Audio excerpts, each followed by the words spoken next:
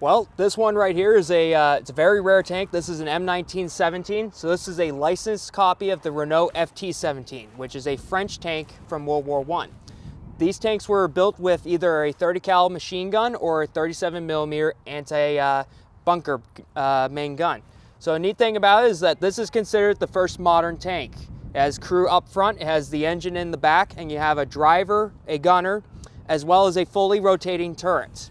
Now the neat thing is that the commander of the tank, who's also the gunner, he's actually going to communicate with the driver by kicking him in the back. He will kick him with his right leg into the right shoulder to have him pull the brake on the right track to turn right, and vice versa for the left track.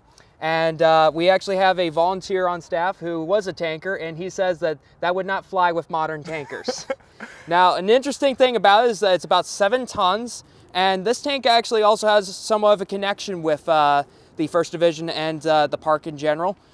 George Patton, who played polo with Colonel McCormick here at Cantigny, he actually commanded tanks like this during World War I. So you have the 1st Tank Brigade in the U.S. Army, and they provide tank infantry support to the 1st Division in the Battle of St. Mihiel, which is a very important battle. So otherwise, this tank right here is actually marked up with historic markings, such as the 1st Tank Company. That is one of the units attached to the 1st Tank Brigade. So otherwise, it's a pretty simple tank. It's bare bones.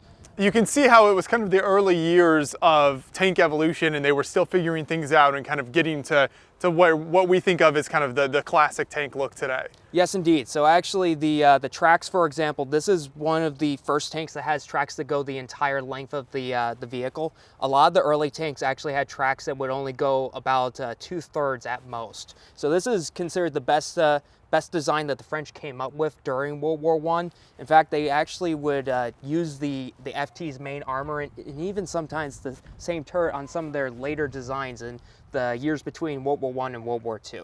So it's a very neat tank, in all honesty. And I'll actually point out one other thing.